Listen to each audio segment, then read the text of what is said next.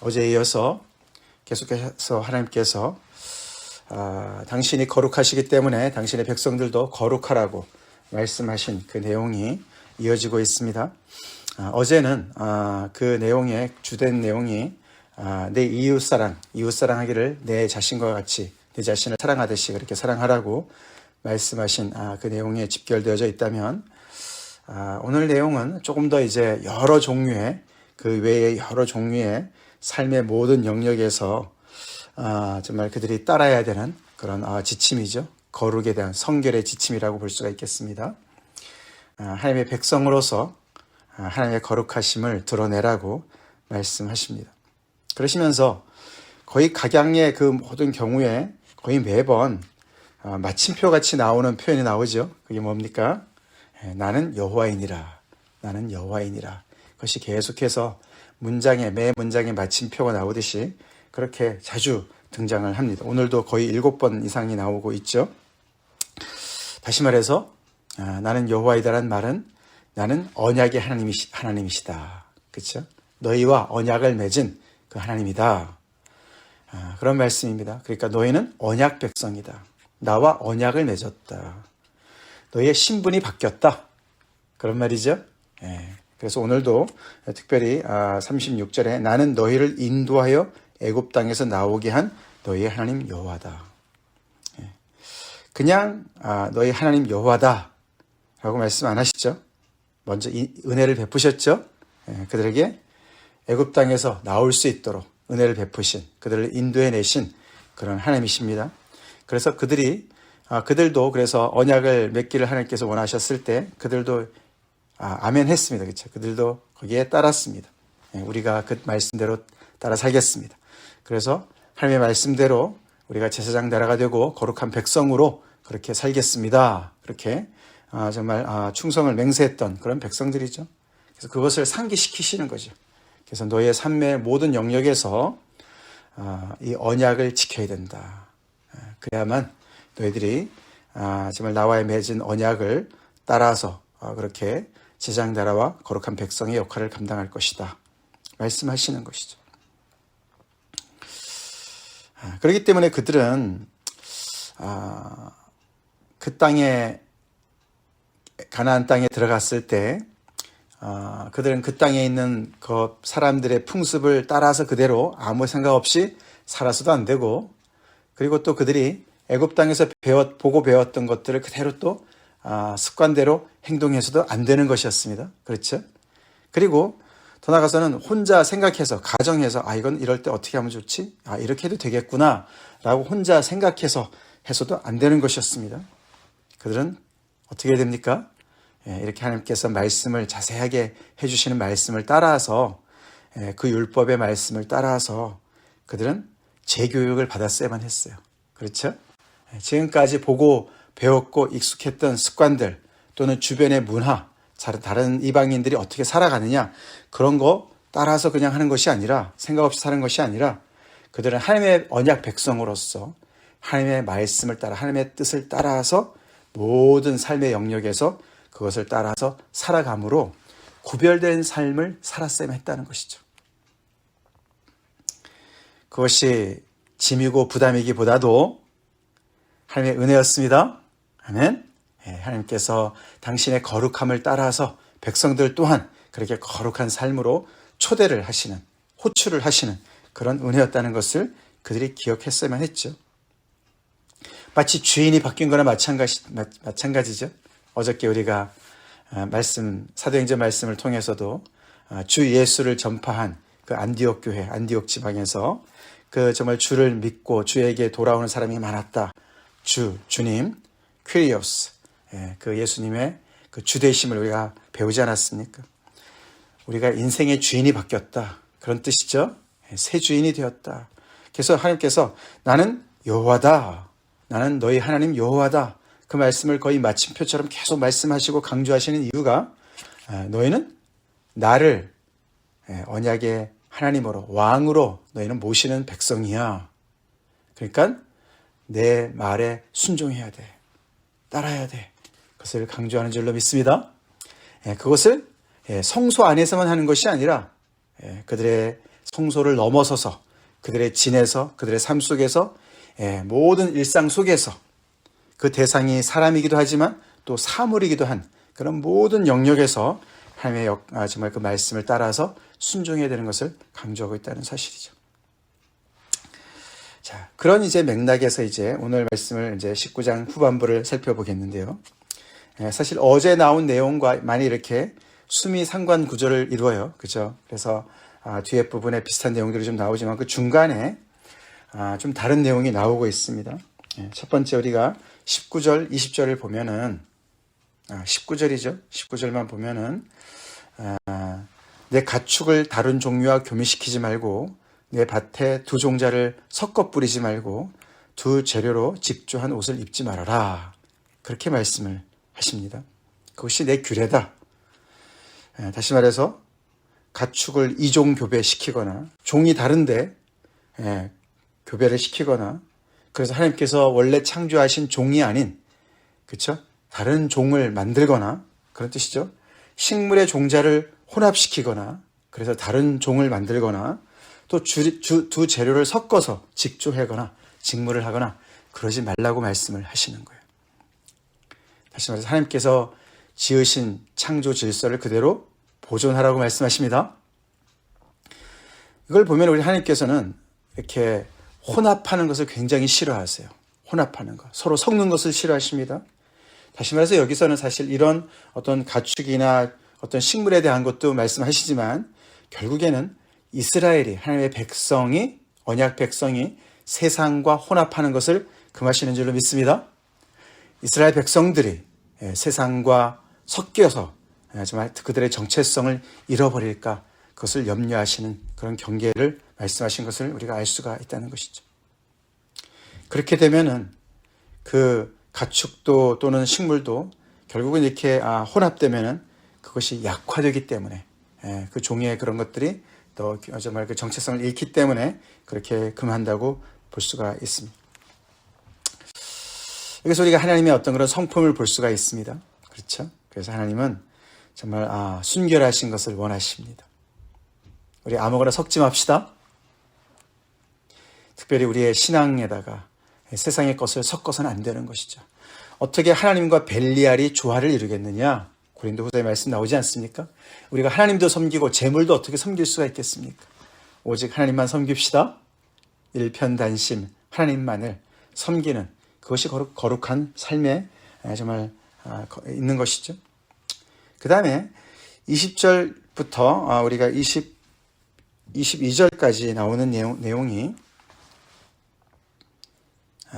어떤 여종과 이렇게 동침하는 경우를 얘기합니다. 어떤 사람이 다른 사람과 정혼한 여종, 그래서 아직 종의 신분으로 있는 여종과 동침하게 되면은 어떻게 되느냐? 거기에 대한 이야기를 해요. 그래서 갑자기 이제 자연의 얘기를 하다가 이렇게 또 다시 여종과의 동침을 얘기하는 것을 좀 이상하게 생각이 듭니다. 그렇죠? 흐름에 따라서 이렇게 좀 맞지 않는데 왜 이렇게 이런 내용이 들어갔을까? 그래서 어떤 그 성서학자는 이게 주로 이제 여종은 그 당시의 여종은 주로 이제 그 이방인들로부터 이렇게 포로로 잡혀오거나 그런 사람을 얘기한다고 그래요. 그래서 이 이스라엘 백성들과 다른 이방인의 어떤 섞이는 것을 그 같은 맥락으로 봤다라고 이제 얘기를 합니다. 어쨌거나 그런 경우에 사실 이제 이런 경우는 어떤 정혼한 대상이 있는 사람을 범했을 경우는 사실은 그건 간음죄예요. 그렇죠? 그런 경우에는 둘 다 간음죄로 물어서 죽어야 되는데 이 경우는 이 여자가 여종인 거예요. 아직 속량을 받거나 해방이 되지 못했다는 것이죠. 해방이라는 것은 희년에 해방이 되지 않습니까? 속량은 어떤 속전을 치르고 이제 그를 해방시켰을 경우. 그래서 그 신분이 종의 신분인 경우예요. 그런 경우에는 좀 다르게 다뤘다는 것이죠. 종인 경우에는 둘 다 죽임은 면한다. 그렇지만 죄는 지었다. 죄를 속죄를 받아야 된다. 그러면서 남자한테 속죄 제물을 속건제 순양을 드리라고 말씀을 하십니다. 그래서 하나님 앞에 속죄를 해야 된다라고 이야기를 하고 있습니다. 여자에게는 묻지 않습니다. 남자에게. 왜냐하면 여자는 자유가 없기 때문에. 그렇죠. 그래서 남자에게 그것을 요구합니다. 이 속건 제물을 누구에게 드렸을까? 물론 하나님에게 드렸겠지만 속건 제물이라는 것은 어떻게 보면 배상금이지 않습니까? 이 배상금을 누구에게 줬을까? 이 어떤 사람이 누구일까? 이 어떤 사람이 주인일 수도 있고요. 그 여종의 주인일 수도 있고요. 아니면은 주인이 아닌 경우에 타자일 수도 있습니다. 그렇죠? 그런 경우는 이 사람이 이미 정혼한 여자인 것을 볼 때 아마도 여종의 그 주인한테 그 몸값을 주지 않았을까? 그렇다면 정혼자에게 그 배상금을 지불하지 않았을까라고 볼 수가 있습니다. 하여튼 자세해요. 그렇죠? 모든 상황 속에서 거룩한 백성으로서 이방의 풍습과 달리 행동하라고 이야기를 합니다. 이어서 나오는 내용은 23절. 여기도 보면 이제 23절부터 25절까지 그 과목의 열매를 가지고 얘기를 하십니다. 그렇죠? 하나님의 법이 규례가 굉장히 자세하죠. 특이합니다. 그 땅에 너네가 들어갔을 때, 가나안 땅에 들어갔을 때 처음 3년 동안은 그 땅의 과목의 열매를 먹지 말아라. 이유가 뭡니까? 마치 할례를 받지 않아서 더러운 것과 같이 그렇게 여겨서 3년 동안은 그들을 그대로 내버려둬라. 먹지 말아라. 할례를 받지 않았다는 얘기는 부정하다. 그런 뜻이지 않습니까? 그죠? 아니, 어떻게 사람이 인간이 죄를 지었기 때문에 땅도 부정해지고 그 나라의 정말 그 과일도 부정할까? 참 신기합니다. 그렇죠? 하나님께서 말씀하세요. 정말 그래서 이 모든 생태계가 다 연결되어진 것 같습니다. 그렇죠? 연결되어진 것 같아요.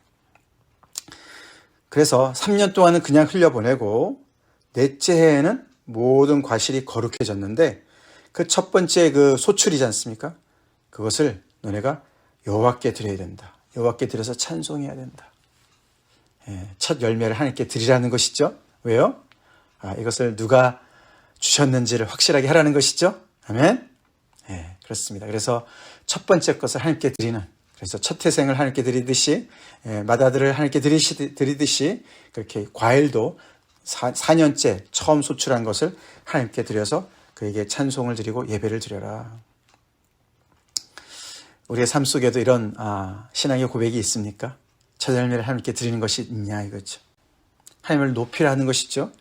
그럴 때 하나님께서 다섯째 해부터는 그 열매를 주실 것이고 그 소산을 풍성하게 축복해 주실 것이다. 너네가 그냥 정말 욕심을 부리고 그냥 너네가 거기 하나님의 은혜를 잊어버리고 다 너네 것인 양 그렇게 살지 말아라. 하나님의 은혜를 잘 기억하라는 뜻입니다. 그렇죠? 그래서 늘 하나님의 은혜 때문에 내가 여기 살구나. 여기 약속의 땅을 하나님의 은혜로 내가 받았구나. 이 땅의 주인이 하나님이시구나. 그것을 늘 기억하라고. 그럴 때 하나님께서 소산의 풍성함을 주실 것이다. 나는 너희의 하나님 여호와다. 다시 말씀을 하십니다. 마치 우리가 이렇게 펌프물 있잖아요. 그렇죠? 옛날에 펌프물 지을 때, 그렇죠?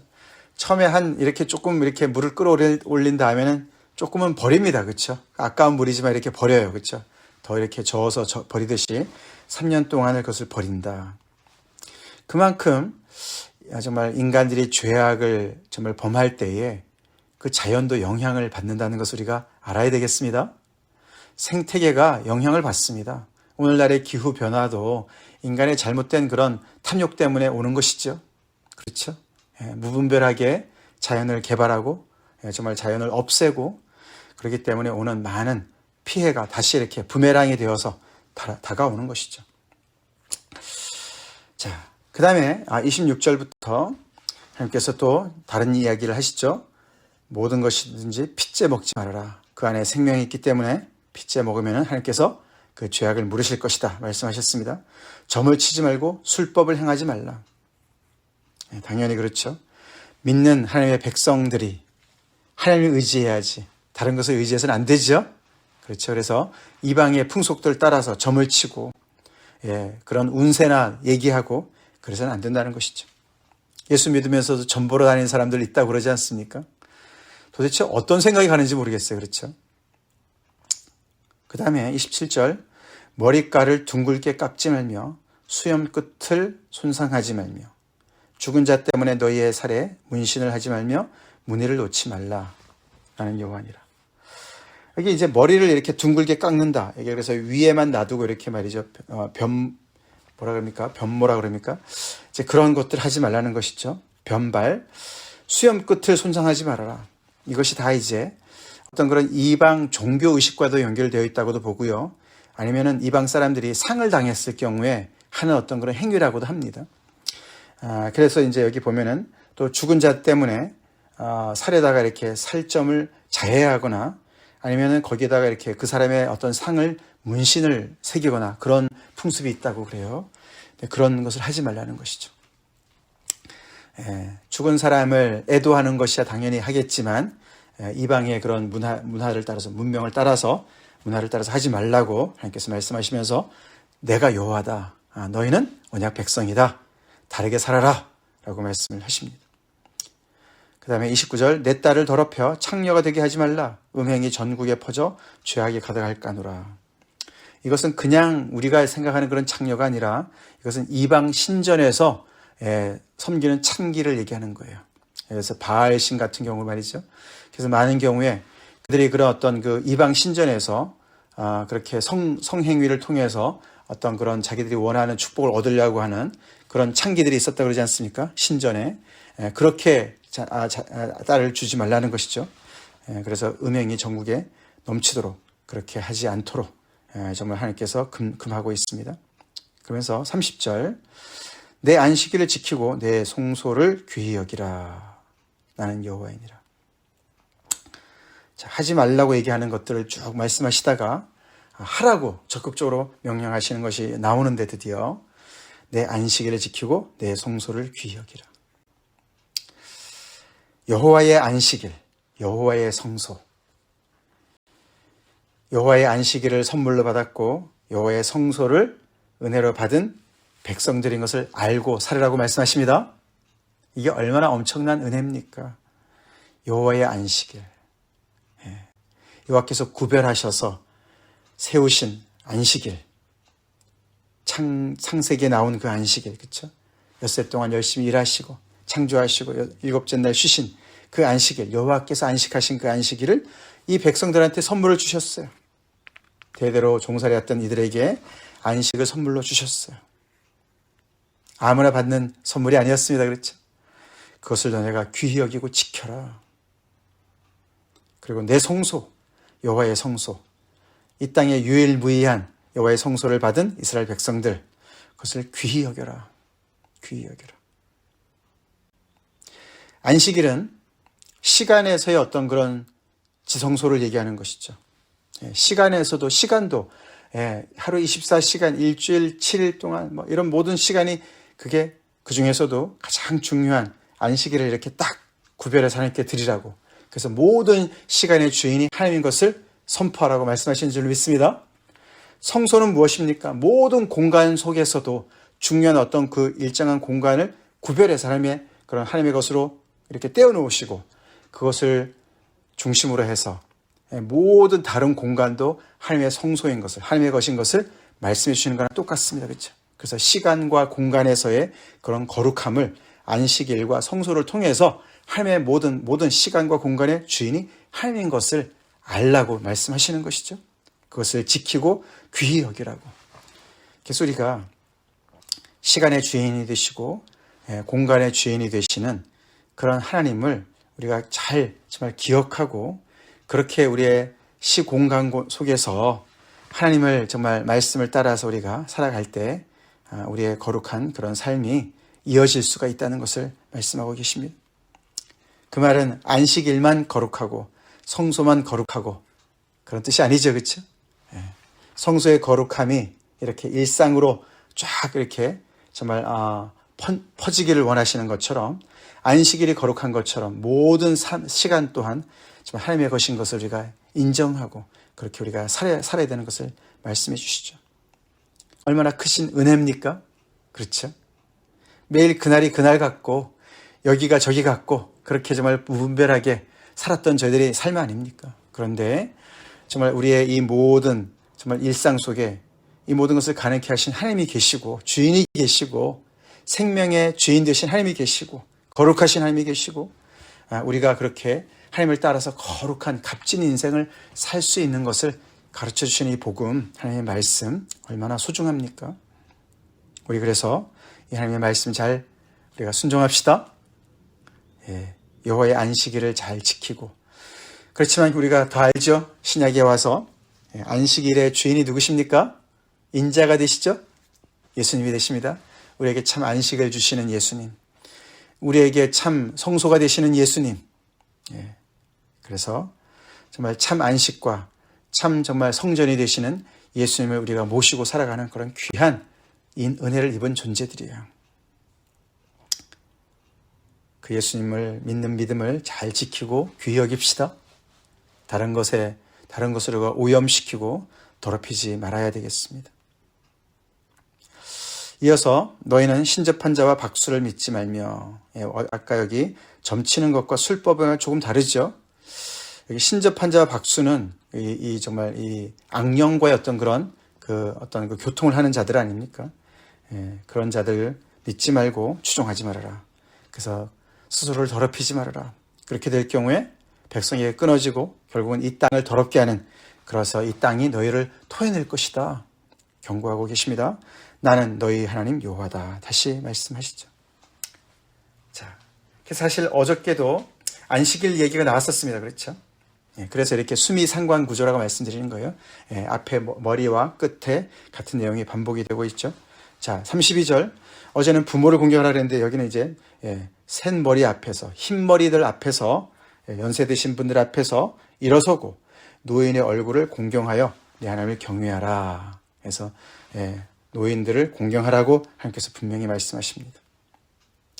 그리고 거류민들을 학대하지 말고 그들을 너희 중에서 나은 자같이 여기고 자기를 사랑하는 것 같이 그들을 사랑해라. 너희도 거류민이었다. 애굽 땅에서 거류민이었다. 거류민을 사랑해라. 그렇게 얘기했습니다. 그리고 재판할 때 공정하게 해라.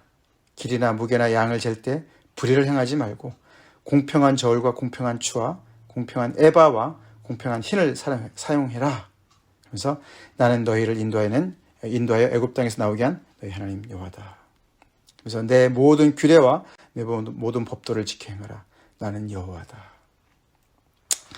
그렇게 말씀을 하시면서 19장의 말씀을 마무리하십니다.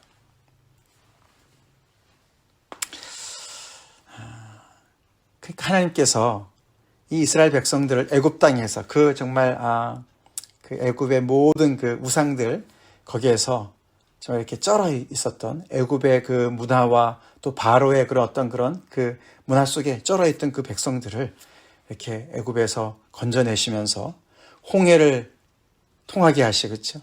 우리가 고린도전서 10장에 보면 거기에서 침례를 받았다 이렇게 얘기하지 않습니까? 그렇죠?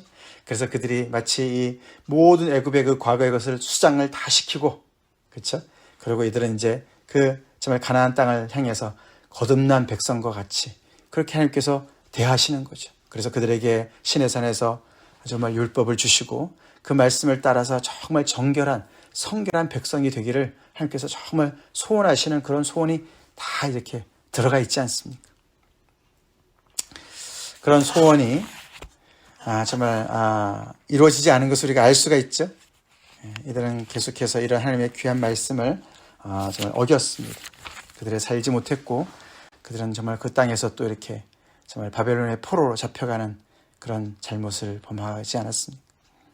그만큼 하나님의 은혜를 잊어버릴 때 정말 너무나 쉽게 오만해지고 교만해지고 하나님을 무시하기 때문에 정말 자기들의 정체성을 잊어버리고 그렇게 사는 것이 결국은 자기의 생명을 위협하는, 자기의 존재를, 존립을 위협하는 그런 엄청난 위험한 것을 우리가 알 수가 있습니다. 우리 또한 은혜를 우리가 잘 기억하고 은혜를 따라 삽시다. 은혜를 따라 삽시다.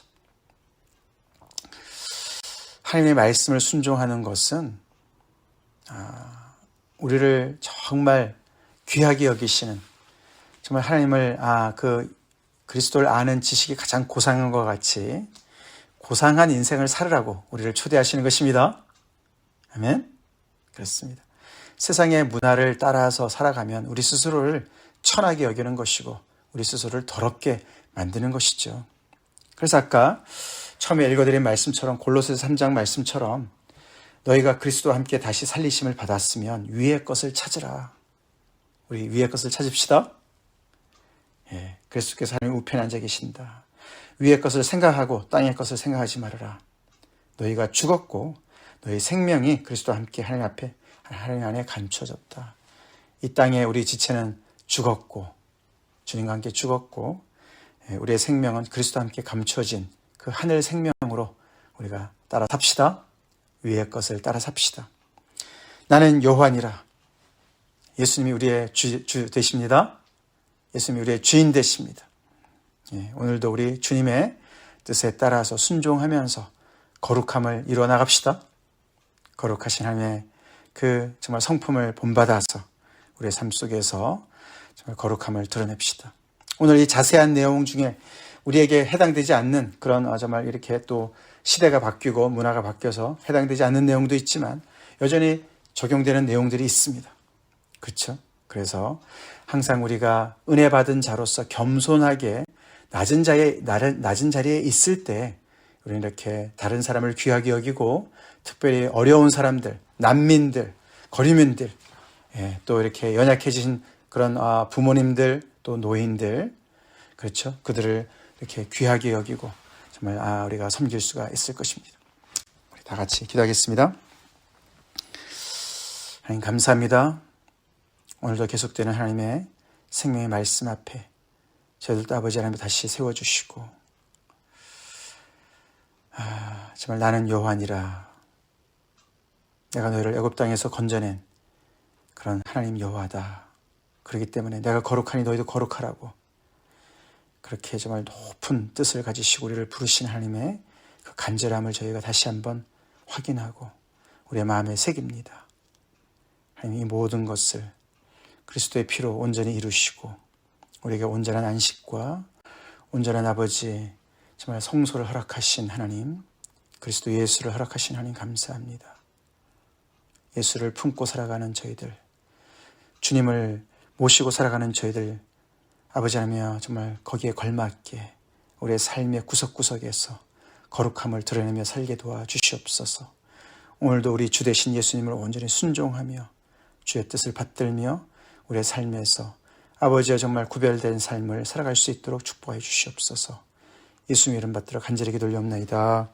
아멘.